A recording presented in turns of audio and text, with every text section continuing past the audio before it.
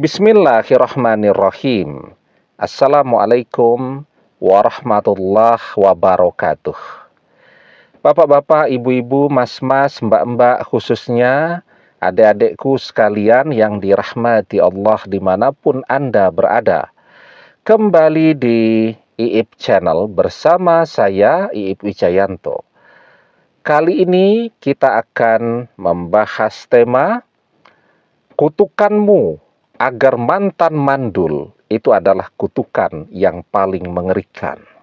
Ya, jadi ketika orang disakiti, dikhianati, maka dia biasanya akan mengeluarkan kutukan agar mantannya bangkrut, agar mantannya juga merasakan pengkhianatan, agar mantannya nganggur selamanya, agar mantannya mandul, dan seterusnya. Nah, di antara kutukan-kutukan itu, kutukan mandul itu yang paling mengerikan. Kenapa mengerikan? Karena bersama siapapun dia, ketika pasangannya tahu kalau dia mandul, biasanya tidak akan lama terjadi perceraian ya. Kenapa? Karena orang berumah tangga kan tujuannya pengen punya keturunan. Ya, capek-capek bekerja, tentu orang menginginkan jerih payahnya itu yang mewarisi adalah keturunannya, darah dagingnya. Nah, sehingga seganteng apapun, secantik apapun, di dalam perjalanan pernikahan ternyata diketahui mandul atau tidak bisa menghasilkan keturunan. Nah, biasanya yang terjadi adalah perceraian, walaupun mungkin ada ya yang masih bisa bersabar, bertahan sambil mengupayakan terapi dan seterusnya, atau mungkin mengangkat anak dan lain-lain ya. Nah, tetapi secara umum biasanya ketika tahu pasangannya mandul, maka yang terjadi adalah perceraian. Apalagi yang mandul adalah wanita atau istri ya. Jadi memang laki-laki itu sangat tidak adil tuh. Kalau dia mandul begitu, udah kita ngangkat anak saja gitu kan. Tapi kalau istrinya yang mandul, pilihannya cuma dua. Mengizinkan dia untuk kawin lagi dan kemudian membuat istrinya yang pertama ini terabaikan, atau yang kedua bercerai karena dia mau kawin lagi. Nah, jadi memang mandul itu rumit ya. Misalnya itu kalau ada orang yang mandul ya, itu terapi ke dokternya mahal tuh ya. Karena macam-macam tuh yang harus diperbaiki ya. Nah, itu saya punya sahabat yang sudah menikah 20 tahunan juga ya. Belum dikaruniai momongan. Dimanapun dia dengar tuh ada dokter yang bagus ya, spesialis obstetri dan ginekologi ya, atau spesialis kandungan itu. Dimanapun pasti dia datangi ya. Dapat info di Malaysia, di Penang itu katanya ada dokter bagus sekali itu. Tingkat keberhasilannya tinggi, langsung berangkat. Ya. Kemudian dengar lagi itu, ada informasi di Singapura, ada informasi di Swedia dan seterusnya. Berangkat dia. Dia tidak peduli lagi berapa uang yang harus dikeluarkan. Jadi mahal. Nah, sehingga memang di antara kutukan-kutukan yang orang keluarkan itu sebenarnya yang paling mengerikan itu adalah kutukan mandul tadi ya.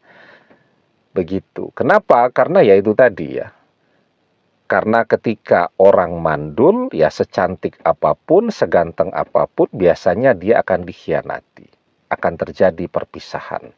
Karena memang insting manusia pengen punya keturunan memang dari diri dia ya. Orang bisa ngangkat anak ya, tapi ya tetap keinginan itu punya keturunan yang langsung dari dia itu amat sangat besar. Nah, jadi memang pertanyaannya kemudian kan, apakah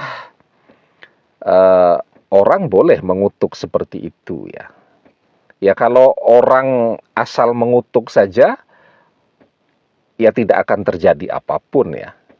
Dia asal jengkel aja tuh dengan orang, dia tidak suka, dia kutuk saja, ya tidak akan terjadi apapun.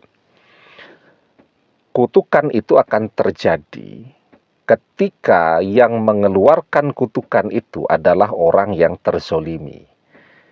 Misal kita dizolimi, dikhianati oleh mantan, duit kita habis, dia pergi dengan orang ketiga.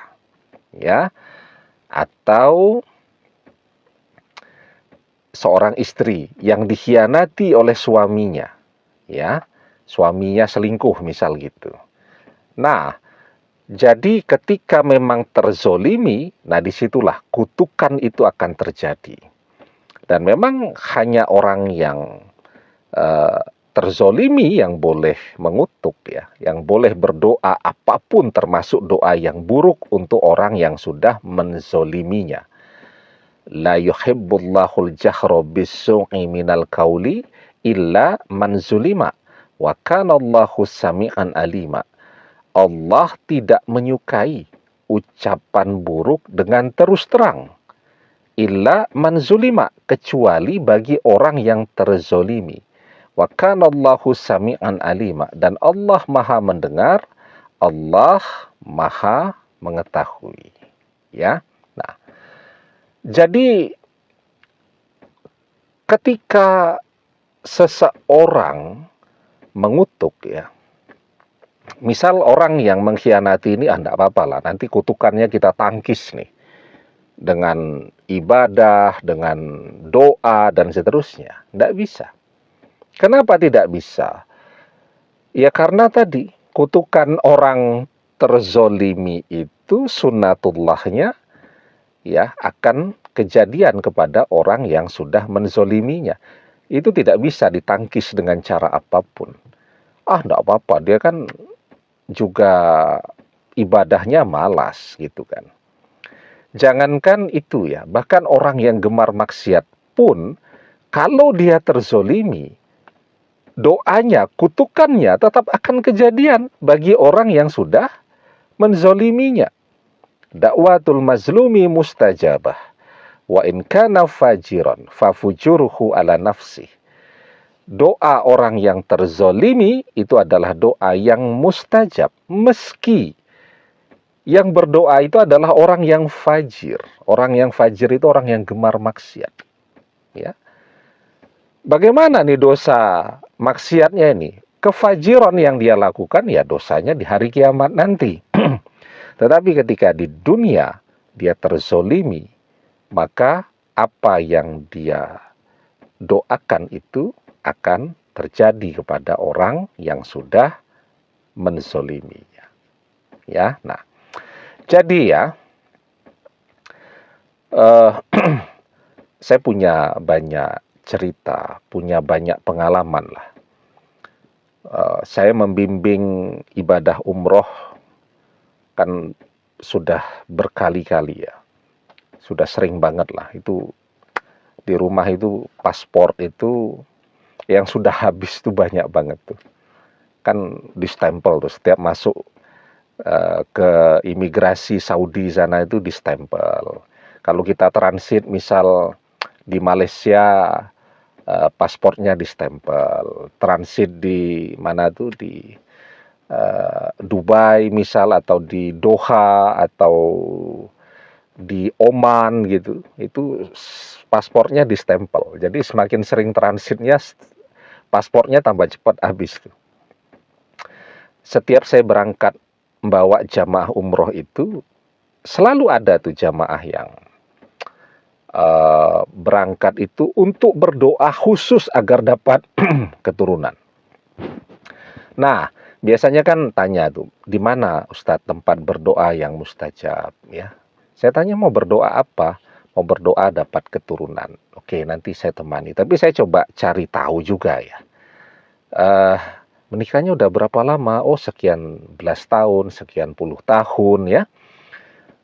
Terus saya tanya, dulu ketika awal pernikahan aman-aman aja kan? Artinya tidak merebut calon suami atau calon istri orang. Oh, enggak, aman-aman saja. Nah, insya Allah tuh kita temani berdoa ya.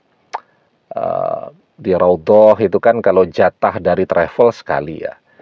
Tapi kan ya kalau kita temani ya setiap hari pun bisa 2 kali itu untuk masuk ke Raudhah. Asal sabar ya karena antrinya banyak. Temani berdoa. Nanti begitu di Mekah juga begitu ya. Saya temani sampai masuk ke Hijr Ismail. Nah, di situ tuh berdoa dengan khusyuk, dengan sungguh-sungguh. Ya. Nah, alhamdulillah tuh kalau yang saya tanya, awal pernikahannya aman-aman saja. Insya Allah, ya beberapa bulan setelah pulang umroh tuh ada kabar baik tuh, istrinya hamil. Ya, dapat momongan, alhamdulillah. Nah, tapi kalau saya tanya, dulu pas awal-awal pernikahan gimana tuh Pak? Apa ndak merebut? Nah, itu ada yang cerita kalau menikah itu merebut istri orang gitu kan. Atau merebut suami orang, atau merebut calon suami, calon istri orang. Nah, itu. Ya tetap saya temani. Sama ya. Saya temani di Madinah ke Raudhah, kemudian di Mekah ke Hijr Ismail, di pojok Hajar Aswad walaupun tidak bisa terlalu dekat, berdoa sungguh-sungguh saya bilang ya.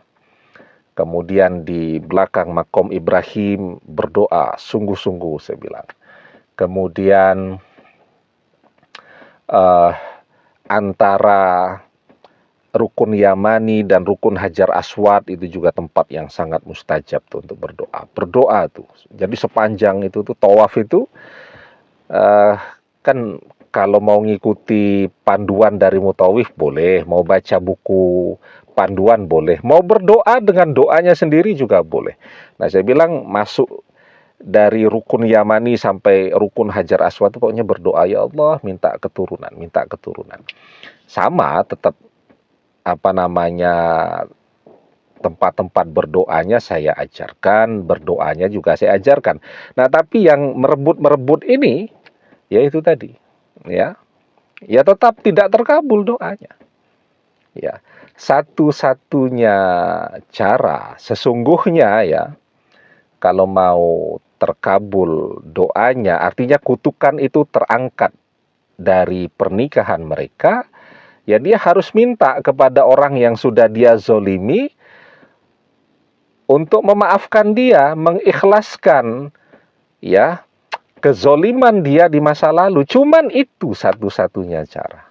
Ya, tapi saya juga tidak enak ya untuk ngomong begitu.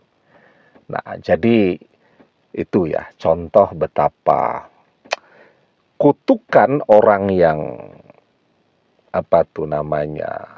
terzolimi itu dahsyatnya luar biasa, dan kutukan mandul itu mengerikan ya. Jadi sampai orang dimanapun ada terapi bagus berangkat ya, berangkat ibadah dan seterusnya. Tujuannya kan untuk bisa punya momongan, tapi ternyata ya itu tadi. Sebelum orang yang terzolimi itu mengikhlaskan, ya kutukan itu akan terus sampai kapanpun. Belum lagi ya di hari kiamat nanti ya azabnya atas kezolimannya tadi itu juga akan dia dapatkan ya. Demikian, semoga bermanfaat.